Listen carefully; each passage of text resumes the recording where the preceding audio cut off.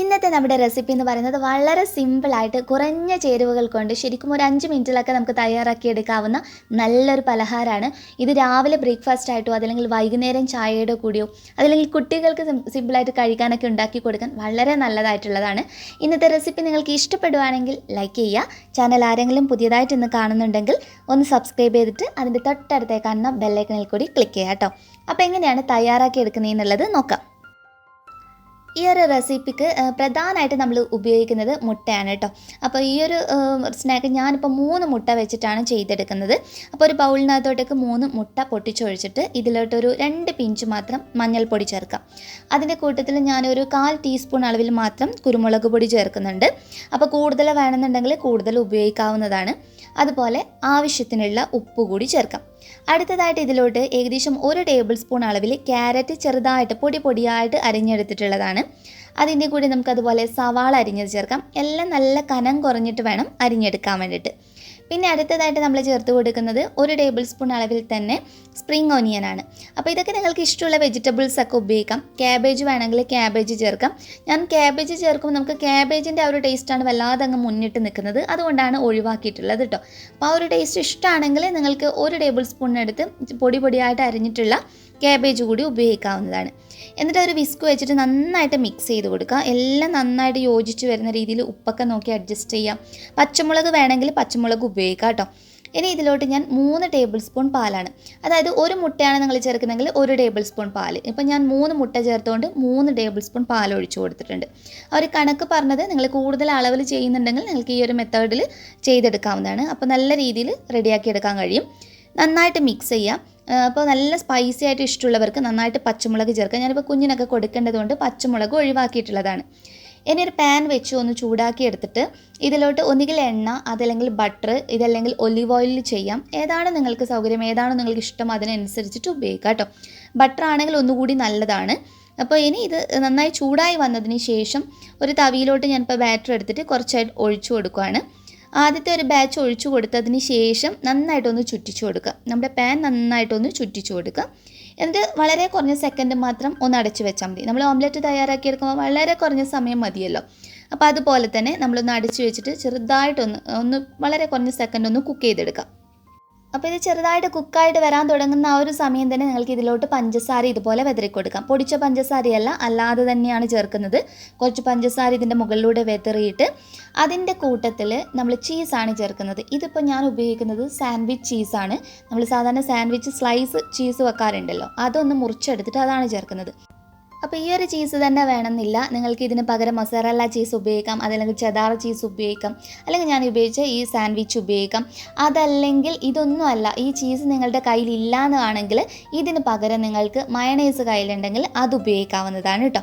അപ്പോൾ ചീസും പഞ്ചസാരയും ചേർത്ത് ചെറുതായിട്ട് ഇത് ഓൾമോസ്റ്റ് ഒന്ന് കുക്കായി വരുന്ന സമയത്ത് ഒരു 90% കുക്കായാൽ മതി. ബാക്കിയുള്ളത് നമ്മൾ റോൾ ചെയ്തതിന് ശേഷം ആണ് നമ്മൾ കുക്ക് ചെയ്തെടുക്കുന്നത്. അപ്പോൾ നമ്മൾ പതുക്കെ ഇങ്ങനെ തവി വെച്ചിട്ട് നല്ല സിമ്പിളായിട്ട് ഈ പാലൊക്കെ ചേർത്ത് മിക്സ് ചെയ്യുന്നതുകൊണ്ട് തന്നെ വളരെ സിമ്പിളായിട്ട് നമുക്ക് ഇതുപോലെ റോൾ ചെയ്തെടുക്കാം. റോൾ ചെയ്തതിന് ശേഷം ഞാനിപ്പോൾ ചെയ്തത് കണ്ടോ, ഇതുപോലെ പാനിൻ്റെ ഒരു സൈഡിലോട്ട് നീക്കി വെച്ചിട്ട് വീണ്ടും നമ്മൾ ബട്ടർ ആണെങ്കിൽ ബട്ടർ, എണ്ണ നമ്മൾ നേരത്തെ പറഞ്ഞ ഏതാണോ നിങ്ങൾ ഉപയോഗിക്കുന്നത് അത് ചേർത്തിട്ട് അടുത്ത ബാച്ച് ഇതുപോലെ ഒഴിച്ചു കൊടുക്കുക.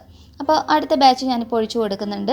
ഒഴിച്ചു കൊടുത്തിട്ട് വീണ്ടും കുറഞ്ഞ സെക്കൻഡ് മാത്രം ഒന്ന് അടച്ചു വെച്ചാൽ മതി. അപ്പോൾ നമ്മൾ ഈ റോൾ ചെയ്യുന്ന സമയത്ത് ചെറുതായിട്ട് ഇത് ഒരു 90% ഇത് കുക്കായിട്ടുണ്ടാവുള്ളൂ. ബാക്കി നമ്മളിങ്ങനെ ഓരോന്നായി റോൾ ചെയ്ത് വരുമ്പോഴത്തേക്കും എല്ലാം നല്ല ഒരു കറക്റ്റ് പാകത്തിന് നമുക്ക് തയ്യാറായി കിട്ടും.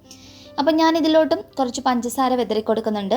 അതുപോലെ തന്നെ നമ്മൾ നേരത്തെ ചീസ് ചേർത്തിട്ടുണ്ടായിരുന്നു, അതുപോലെ നമുക്ക് ചീസ് ചേർക്കാം.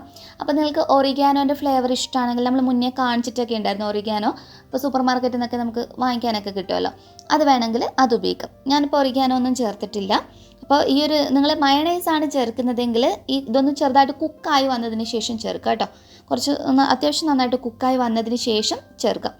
അപ്പോൾ ഞാനിനി വീണ്ടും ഇത് റോൾ ചെയ്യാൻ വേണ്ടിയിട്ട് പോവുകയാണ്. അപ്പോൾ ഓരോ തവണയും ഞാനിത് അടച്ചു വെച്ചിട്ടുണ്ടായിരുന്നു കേട്ടോ, അതായത് കുറഞ്ഞ സെക്കൻഡ് മാത്രം അടച്ചു വെച്ചിട്ടുണ്ടായിരുന്നു. അപ്പോൾ ഇത് പെട്ടെന്ന് കുക്കായി വരും.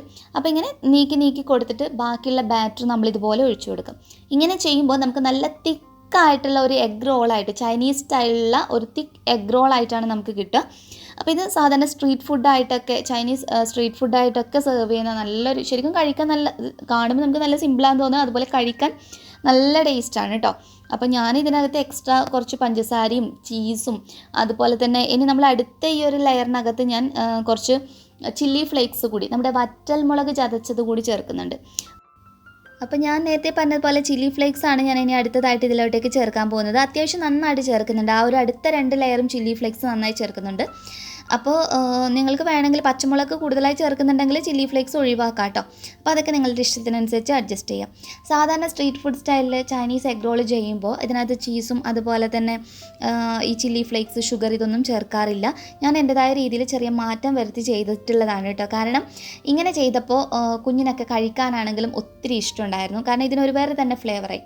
സാധാരണ ചെയ്യുന്നതിനകത്തെന്ന് പറഞ്ഞു കഴിഞ്ഞാൽ കുറച്ച് വെജിറ്റബിൾസ് ഇട്ടിട്ട് ഈ മുട്ടയിലോട്ട് മിക്സ് ചെയ്ത് ഇതുപോലെ ഓരോ സ്റ്റെപ്പായിട്ട് ഒഴിച്ചു കൊടുത്തിട്ട് റോൾ ചെയ്തെടുക്കുകയാണ് ചെയ്യുന്നത്. അപ്പം നമ്മൾ സാധാരണ ഒരു ഓംലെറ്റിനകത്ത് കുറച്ച് വെജിറ്റബിൾസ് ഇട്ട് കഴിക്കുന്ന ഒരു ഫീലാണ് ഉണ്ടാവുക. അതുപോലെ കഴിക്കാൻ നല്ല ടേസ്റ്റ് തന്നെയാണ് കേട്ടോ. പക്ഷേ ഇങ്ങനെ കൂടി നമ്മൾ ചെയ്യുമ്പോൾ ഇത് നല്ലൊരു സ്പെഷ്യലായിട്ടുള്ള രുചിയാണ്. അപ്പോൾ മുഴുവൻ നിങ്ങൾ ഇതുപോലെ മുഴുവൻ ബാറ്ററും റോൾ ചെയ്ത് കഴിഞ്ഞാൽ ഇതുപോലെ ഞാനിപ്പോൾ ചേർത്തതുപോലെ ഫൈനലായിട്ട് കുറച്ച് പഞ്ചസാര ചേർത്ത് കൊടുക്കുക. അപ്പോൾ പഞ്ചസാര ക്യാരമൽ ആയിക്കോളും ആ ചൂടിൽ കിടന്നിട്ട്. അപ്പോൾ ചെറിയൊരു ക്യാരമൽ ഫ്ലേവർ കൂടി നമ്മുടെ ഈ ഒരു എഗ് റോളിന് കിട്ടും. അപ്പോൾ നമ്മൾ പുറമേ കഴിക്കുന്ന ലെയറിനാണെങ്കിലും ഒരു നല്ലൊരു ടേസ്റ്റ് ആയിരിക്കും. ഉള്ളിൽ ചീസും ചില്ലി ഫ്ലേക്സും അതൊക്കെ കൂടി മിക്സ് ആകുമ്പോഴുള്ള ഫ്ലേവറും അടിപൊളിയാണ്. അപ്പോൾ ഞാൻ നേരത്തെ പറഞ്ഞതുപോലെ ഇൻ കേസ് നിങ്ങളുടെ കയ്യിൽ ചീസ് ഇല്ല എന്നാണെങ്കിൽ മയണൈസ് ചേർത്താലും ഇത് നല്ല രുചിയാണ് കേട്ടോ. അപ്പോൾ ഏറ്റവും നല്ലത് ചീസ് ഉണ്ടെങ്കിൽ ചീസ് തന്നെ ഉപയോഗിക്കാൻ വേണ്ടിയിട്ട് നോക്കാം.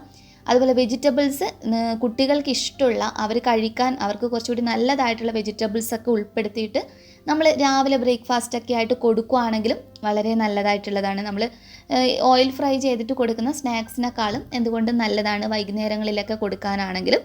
അപ്പോൾ ഇത് കട്ട് ചെയ്യുമ്പോൾ കണ്ടില്ലേ, ഇങ്ങനെ ഇതുപോലെ കട്ട് ചെയ്തിട്ട് നിങ്ങൾക്ക് ചെറിയ ചെറിയ ഓരോരോ പീസസ് ആയിട്ട് കട്ട് ചെയ്തിട്ട് സെർവ് ചെയ്യാം.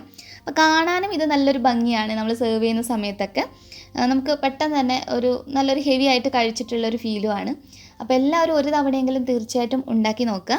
എന്നിട്ട് നിങ്ങളുടെ കമൻറ്റ് എന്താണെങ്കിലും ഫീഡ്ബാക്ക് അറിയിക്കാൻ മറക്കരുത്. നെക്സ്റ്റ് വീഡിയോയിൽ നമുക്ക് ഇനിയും നല്ല സിമ്പിളായിട്ടുള്ള ഒരു റെസിപ്പി ആയിട്ട് വീണ്ടും കാണാം. അതുവരെ ടേക്ക് കെയർ. Bye bye.